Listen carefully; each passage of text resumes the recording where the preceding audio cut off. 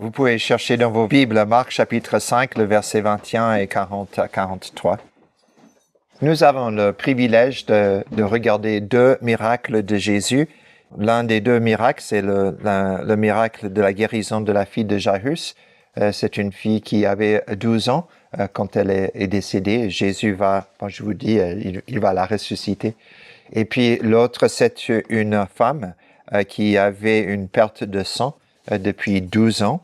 Ces deux événements vont avoir lieu à Capernaum après l'arrivée de Jésus et ses disciples depuis l'endroit des Décapoles. Vous vous souvenez avec Légion. Après la rencontre avec le démoniaque Légion, on quitte un endroit qui est connu pour son impureté.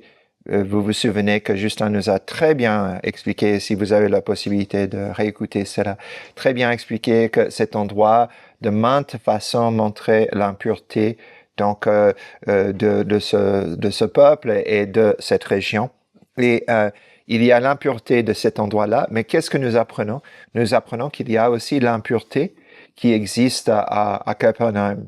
Comme il y avait un démoniaque qui est dans cet endroit des Décapoles, il y a aussi dans la synagogue, n'est-ce pas? On a vu le démoniaque qui était là. Et ici, comme on a vu qu'il y avait l'impureté dans le Décapole, nous avons aussi l'impureté qui est à Capernaum. Donc cela, on va découvrir et voir comment Jésus agit. J'aurais aimé de trouver une manière de diviser cet enseignement en deux parties, mais je trouve pas, les deux semblent aller ensemble. Il y a certaines choses qui sont là, que vous allez revoir. Il y a deux femmes qui sont dans ce texte. Donc, il y a la femme qui a la perte de sang et il y a la fille qui a 12 ans. Il y a l'impureté. Donc, l'impureté de cette femme qui a la perte de sang et l'impureté de la mort.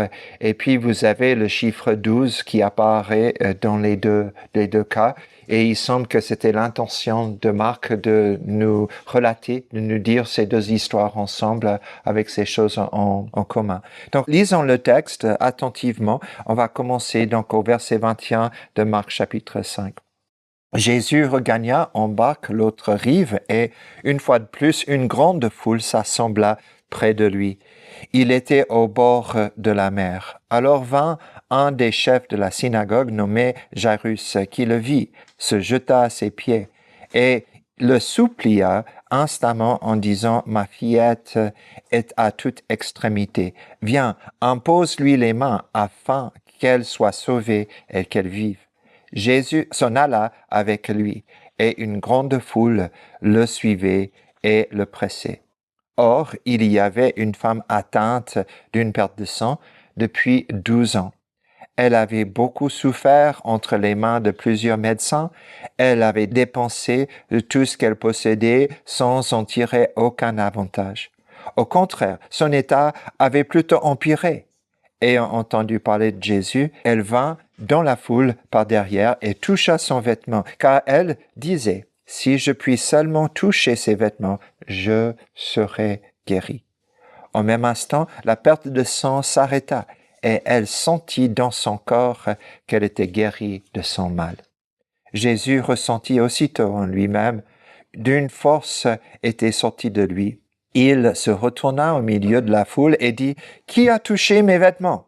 Ses disciples lui dirent, « Tu vois la foule qui te presse et tu dis, « Qui m'a touché ?»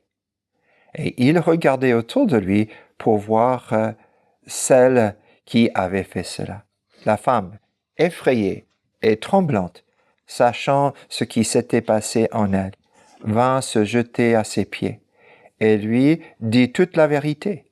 Mais Jésus lui dit, « Ma fille, ta foi t'a sauvée. Va en paix et sois guérie de ton mal. » Il parlait encore lorsque survint de chez les chefs de la synagogue des gens qui dirent, « Ta fille est morte, pourquoi importuner encore le maître ?» Mais Jésus, sans tenir compte de ces paroles, dit au chef de la synagogue, « Sois sans crainte, crois seulement. » Il ne le permit à personne de l'accompagner si ce n'est à Pierre, à Jacques et à Jean, frère de Jacques. Ils arrivèrent à la maison du chef de la synagogue où Jésus vit qu'il y avait du tumulte et des gens qui pleuraient et poussaient des cris retentissants. Il rentra et leur dit, « Pourquoi ce tumulte et ces pleurs? L'enfant n'est pas morte, mais elle dort. » Et ils se moquaient de lui. Alors il les fit tous sortir, prit avec lui le père et la mère de l'enfant, de même que ceux qui l'avaient accompagné, et entra là où se trouvait l'enfant. Il saisit l'enfant par la main et lui dit « Talitha cumi », ce qui se traduit « Jeune fille, lève-toi ». Je te le dis. Aussitôt, la jeune fille se leva et se mit à marcher, car elle avait 12 ans. Ils en furent hors d'eux-mêmes, frappés d'un grand étonnement. Jésus leur fit des vives recommandations, afin que personne ne le sache, et il leur dit de donner à manger à la jeune fille. Bon, voilà, vous avez les deux histoires qui vont ensemble et en lisant cela, il y a beaucoup de méditation, d'idées qu'on pourrait faire. On pourrait passer beaucoup de temps là-dessus, comme j'ai fait, juste en relisant le texte, en voyant les choses qui sont là. Si jamais vous voulez savoir certaines de ces perles que je retrouve une autre fois, on peut en parler. Mais parlons d'abord de la première demande qui se fait. Il y a la demande de Jairus et la situation de sa fille qui est mourante au moment que Jairus rencontre Jésus. Il est le chef de la synagogue. C'est lui qui était un peu l'administrateur de tout ce qui se passait dans la synagogue. Il n'était pas rabbin, mais il organisait les moments ensemble. C'est lui qui mettait ensemble, si on veut, l'ordre du culte ou de l'adoration. Il organisait les différentes réunions qui étaient là et même s'il ne participait pas directement à son déroulement, c'était lui qui animait les choses qui se passaient et les organisait. Et nous savons qu'il est père. Luc va nous dire que c'est le seul enfant qu'il avait, c'est cette fille de 12 ans. Et la fille, 12 ans, comme vous savez, dans la culture de l'époque pour les Juifs, à 12 ans, on commence à devenir femme. C'est vraiment le moment de transition entre être fille et devenir, femme ou même la femme d'un homme. Et Matthieu nous dit que son état est grave. Il dit qu'elle est morte et Jairus vient. Ce que nous pouvons savoir ici, c'est que Marc veut nous montrer qu'elle est vraiment avec ses dernières respirations sur terre, les derniers battements de cœur, et donc Jairus vient à Jésus. Et nous remarquons l'humilité de ce dirigeant. Que fait-il? Il vient à Jésus et il tombe à ses pieds. Et c'est cette idée de se prosterner devant qui est aussi une manière d'adorer. C'est quelqu'un qui dirige quelque part la vie des Juifs dans cette ville de Capernaum. Et lui, il vient à ce prédicateur. N'oublions pas, il est toujours un prédicateur itinérant qui a des adhérents, mais qui est opposé par tous les rabbins que nous connaissons, tous les scribes et par tous les pharisiens.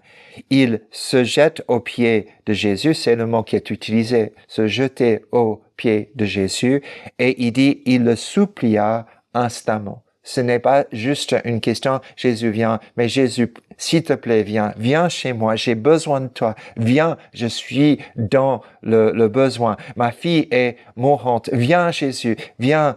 C'est cette idée d'insister dans la demande. C'est une vraie prière envers Jésus qu'il agisse. Et je ne sais pas, je sais que pour ceux qui ont des enfants, vous pouvez même imaginer que si vous avez des enfants, mais si votre enfant est malade et vous allez chez le médecin, nous essayons de garder un peu notre calme. Nous essayons si nous avons des soucis, de montrer quand même une certaine tranquillité à ce moment-là. Nous allons peut-être insister devant le médecin, mais c'est assez rare qu'on se jette aux pieds du médecin en disant « Médecin, fais le nécessaire ». Mais cet homme, il ne pense pas à tout ce qui est social, aux normes. Et il a un seul souci. Et ça, c'est que Jésus sauve la vie de sa fille.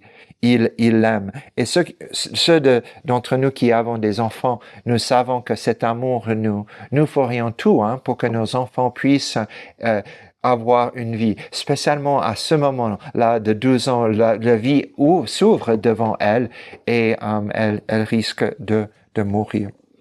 Et quand Dieu répond à nos prières, quand il nous donne des enfants, la Bible nous dit que les enfants sont un don de Dieu, et de les voir tomber malades, de les voir en train de mourir est quelque chose d'extrêmement tragique pour un parent et pour les membres de la famille et aussi pour les voisins. Mais lui, il se tourne vers Jésus. Il vient parce qu'il ne sait pas où aller, mais il a entendu parler de Jésus et de ce qu'il a fait dans sa ville. Et peut-être ce prédicateur-ci pourra faire le nécessaire pour sauver son enfant d'une mort certaine. Donc Jésus répond à sa demande insistante, il répond à sa foi et à sa prière, parce que cet homme prend des risques, vous voyez, il est chef de la synagogue, il devrait plutôt s'allier avec ceux qui sont dans le pouvoir, mais non, son amour pour sa fille et ce qu'il a entendu parler de Jésus l'amène à mettre sa confiance en Jésus. Et vous remarquez, il doit continuer à mettre sa confiance en Jésus parce qu'il aura une mauvaise nouvelle qui arrive. Bon, ils sont en train de marcher vers chez lui quand il y a cette femme avec une perte de sang. Et sa maladie n'est pas bien décrite et tant mieux, c'est assez discrète dans les Écritures, mais c'est un problème féminin et qui a des conséquences terribles. Ces conséquences terribles que nous avons, c'est que, d'abord, elle est malade depuis 12 ans, elle a une fuite de sang, elle est considérée par son peuple comme impure, et ça, c'est parce que Dieu a donné une loi qui disait que des femmes qui avaient des fuites de sang, c'était des femmes qui étaient impures et ne pouvaient pas participer à la vie religieuse ni sociale du peuple de Dieu. Elle est fauchée, elle a dépensé tout l'argent qu'elle avait pour trouver des guérisons, pour être guérie. Nous pouvons imaginer avec la médecine de l'époque toutes les choses qu'elle aurait pu essayer de faire pour être sauvée ou d'être guérie de sa maladie, mais rien ne va pas. Et même le texte dit, donc maintenant son état est pire que jamais après 12 ans. Donc il n'y a pas d'espérance pour elle. Et les conséquences sont d'une femme impure de cette manière, qui a cette fuite, ce flot de sang, est conséquent. Je vais pas beaucoup lire, mais si vous cherchez Lévitique chapitre 15, vous tombez sur le verset 25 et suivant. Je vais un peu vendre la mèche ici, mais nous remarquons que c'est Dieu qui déclare ce qui est pur et ce qui est impur. Dans un sens, sa séparation du peuple de Dieu, c'est Dieu qui l'a déclaré à cause de cette maladie. Okay? Comme il y a une deuxième impureté que nous n'avons pas encore vue, qui sera la mort de la petite fille. Le moment que vous touchez le cadavre, vous touchez un mort, vous devenez aussi de manière rituelle impure, et donc vous êtes à ce moment-là coupé de la vie religieuse et sociale du peuple. Mais si vous cherchez Lévitique chapitre 15, le verset 25 et suivant, voici ce que nous voyons. Quand une femme a des pertes de sang pendant plusieurs jours en dehors de ses règles, ou que ces règles se prolongent au-delà du temps normal, elle est impure aussi longtemps que dure l'écoulement, comme pendant ses règles. Tout lit sur lequel elle se couche, ou tout siège sur lequel elle s'assied est impur, comme pendant ces règles. Celui qui touche ce lit ou ce siège doit laver ses vêtements et se laver lui-même. Il reste impur jusqu'au soir. Et donc, elle était impure, elle était séparée du peuple, elle n'avait pas de vie de couple, ni de vie de famille, ne pouvait pas avoir une vie sociale non plus, parce que vous avez vu, si elle s'asseyait quelque part, cet endroit devenait un lieu impur. Le contact avec Dieu et le contact avec les autres étaient coupés à cause de sa maladie. Notons bien, pas d'adoration. Okay? Notons bien, pas d'intimité. Okay? Et donc, cette femme vient à Jésus et dans un sens, dans la foule où tout le monde se presse, elle est en train de rendre impur tout ce qui sont autour de lui. Mais elle se dit dans son esprit, si je peux seulement, j'ai la foi, si seulement je peux toucher le frange de ses vêtements, si je peux toucher cet endroit-là, je serai sauvé. Et je ne sais pas si elle est superstitieuse ou pas, mais c'est ça son idée. Et j'aimerais juste partager une chose parce qu'on n'est pas très sûr que ce soit le cas, mais souvent les rabbins, et comme j'ai dit, on n'est pas très sûr que Jésus ait fait cela, dans leurs vêtements externes qu'ils avaient, ils avaient des petites boîtes qui formaient, et là-dedans, ils mettaient des paroles de la loi et ils les attachaient aux franges de leurs vêtements, ces petites boîtes qui contenaient la parole ou la loi de Dieu dedans. Et c'est possible qu'elle pense, si Jésus fait cela, comme faisaient les rabbins de l'époque, certains rabbins de l'époque, ça pourrait être une manière aussi de chercher la pureté à travers cette loi qui rend impure. La loi la rend impure parce que cette femme est déclarée impure par la loi de Dieu. Et donc, bon, en tout cas, son idée, c'est qu'elle vienne, et si seulement je peux toucher Jésus, et évidemment, Marc ne nous donne même pas le temps pour montrer comment cela se passe, pour comprendre comment cela se passe, parce que, notons bien, il dit exactement ce qu'elle pensait, et puis maintenant, elle est guérie, elle sent en elle-même qu'elle est guérie. Et comment cela se passe, qu'elle a ressenti tout de suite, mais l'énergie de Jésus passe à Jésus et elle est guérie. C'est immédiat. Vous avez vu sa guérison immédiate. Vous avez vu qu'elle a ressenti tout de suite la différence. Et Jésus aussi l'a ressenti. Il ressent que l'énergie lui quitte. Et c'est assez intéressant, peut-être Marc veut que nous comprenions quelque chose. Il y a plein de gens autour de Jésus, plein de gens autour de lui. Il y a une personne là qui touche avec foi et il y a quelque chose qui se passe. Vous voyez comme la foi change tout ici pour cette femme. D'autres personnes ont touché Jésus et rien n'est passé. Elle a touché Jésus avec sa foi et elle a été guérie.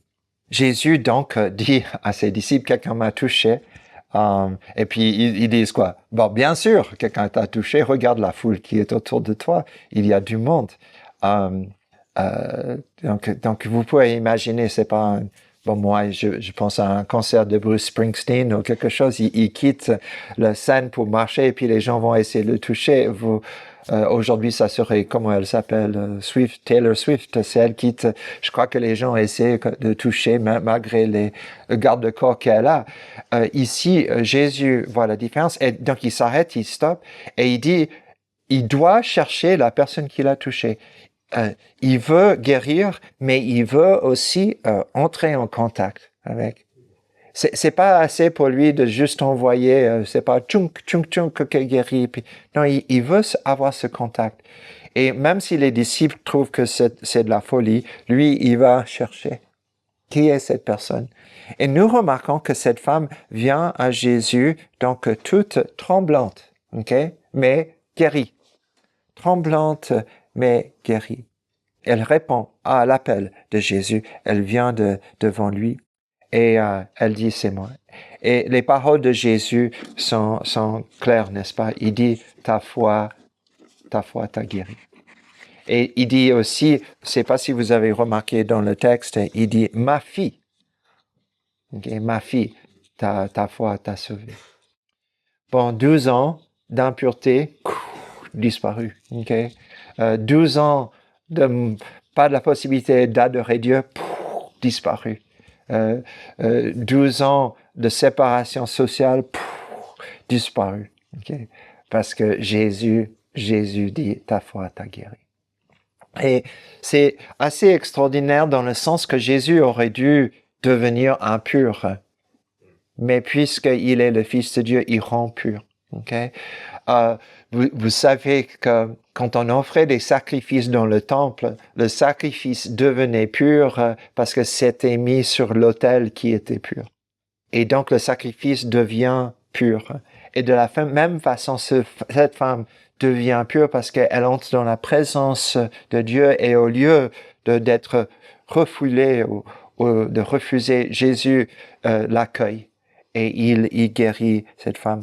Et nous voyons de nouveau donc la capacité de Jésus, de sa pureté et sa bonté bat l'impureté, comme on a vu avec les lépreux, n'est-ce pas? C'est la même chose. Bon, vous faites très bien, bravo de rester attaché à l'enseignement parce qu'on n'est que à la moitié, pas de mon texte, mais de ce qui se passe dans le texte. Okay? Bon, peut-être je peux juste dire un truc aussi. Les disciples, vous vous souvenez quand ils étaient dans la barque, est-ce qu'ils avaient de la foi? Est-ce qu'ils avaient la foi? Jésus dit non. Où est votre foi? Okay? Il n'y en a pas. Il dit homme sans foi. Okay? Dans leur orage, ils ont fait appel à Jésus, mais ils n'avaient pas de foi. Ici, cette femme est dans la tourmente de la vie, dans l'orage de la vie, et que fait-elle? Elle se tourne vers Dieu. Elle aurait pu être désespérée, mais elle se tourne vers Jésus. Et qu'est-ce qui se passe? Sa tempête de la foule, de la maladie et tout, elle est guérie.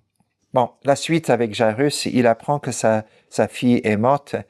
Et juste le verset 36, si vous êtes toujours dans votre texte de Marc chapitre 5, le verset 36 dit « Mais Jésus, sans tenir compte de leurs paroles. » Jésus, sans tenir compte de leurs paroles. Je crois que c'est important pour nous de comprendre cela parce que Jésus tenait compte des paroles de Jairus qui dit « Viens chez moi, ma fille est mourante. » Mais quand les autres viennent pour dire « elle est morte », ne dérange plus le maître, le rabbin. Que dit-il? Il dit, le texte dit, sans tenir compte de ces paroles, dit au chef Jairus, il dit « Sois sans crainte, crois seulement. Crois seulement, sois sans crainte. » Vous vous souvenez que dans le bateau, il dit « Pourquoi avez-vous peur ?» Okay? Vous savez que la femme est venue avec crainte et tremblement devant Jésus. Et ici, Jésus dit à Jairus d'avoir la foi qui est plus grande que les craintes qu'il pouvait avoir. Il vient d'apprendre que sa fille ne respire plus, que ses 12 ans sont finis. Et Jésus ne prend pas compte de ces paroles. Et il dit à cet homme, crois seulement, crois seulement. C'est pas croire qu'elle est morte, ok? Ce n'est pas croire que sa maladie n'est pas grave, c'est croire en Jésus, ok? Et en réalité, nous savons qu'elle est morte, mais elle n'est pas morte. Elle dort, dira Jésus, parce que Jésus va le réveiller. Et Jésus prend les 3 disciples avec lui, c'est Pierre, Jacques et Jean. Je ne sais pas si cela vous intéresse, mais c'est sur la montagne, quand il est transfiguré, il va prendre les mêmes 3 avec lui pour parler avec Moïse et Élie de sa mort prochaine. Et nous voyons qu'il prend ces 3 avec lui, et quand il arrive chez Jairus, il va poser une question qui est « Pourquoi ce tumulte et ces pleurs? L'enfant n'est pas morte, mais elle dort. » Et il y a une comparaison ici entre l'appel à la foi que Jésus fait envers Jairus et l'incrédulité de la foule. Okay? La foule n'y croit pas. En même temps que Jésus dit, non, elle dort seulement, eux, ils reconnaissent la mort. Ils savent ce que c'est que de voir un cadavre. Ils ont vu des enfants qui sont décédés. Mais qu'est-ce qui se passe ici? Nous remarquons que Jésus dit, elle dort, et eux, ils vont se moquer de lui. Donc, notons bien, on a Jean, Jacques et Pierre qui vont être avec Jésus sur la montagne plus tard, qui parlent de la mort prochaine de Jésus, ce qui devait se passer à Jérusalem. Nous avons ici des moqueries des personnes devant la mort et le manque de foi. Mais notons bien, Jésus tourne vers le Père et il dit, tu dois continuer à avoir confiance en moi. Tout le monde, Jésus les chasse de la maison et il va vers cette fille et il la touche. Okay? C'est la deuxième touche que nous avons dans notre histoire. Okay? La première fois, c'est la femme qui touche les vêtements de Jésus et elle est purifiée. Une femme impure touche Jésus qui est pur, elle devient donc pure, elle est guérie. Ici, cette femme de 12 ans, cette fille de Jairus de 12 ans, elle est impure. Elle est morte. Elle est morte. Mais que fait Jésus? Il touche cette fille qui est morte et il dit à cette fille ces belles paroles, Talitha Kumi, qui veut dire jeune fille, je te dis, lève-toi. Okay? On voit la tendresse de Jésus. On voit ce moment qu'il prend pour toucher et qu'est-ce qui se passe? Elle vient à la vie. Elle vient à la vie. Elle commence à marcher et le texte à ce moment-là dit elle marche parce qu'elle a 12 ans. Ça nous aide. C'est pas une fille de juste une année qui n'arrive pas à marcher. Elle marche. Jésus dit à la famille de ne rien dire aux autres et puis après, et aussi ça serait bien de lui chercher quelque chose à manger. Bon, qui est Jésus? Okay? Nous voyons beaucoup de choses dans notre texte, mais ce que nous voyons, c'est que Jésus est celui qui offre de l'espérance quand il n'y en a pas. 12 ans. 12 ans. Elle a tout dépensé. Rien ne fonctionne. Okay? Et que fait Jésus? Il purifie juste parce qu'elle a touché ses vêtements. 12 ans, elle est morte, elle ne respire plus. Il n'y a plus besoin de déranger le maître. Mais Jésus, c'est celui qui donne l'espérance quand il n'y en a pas.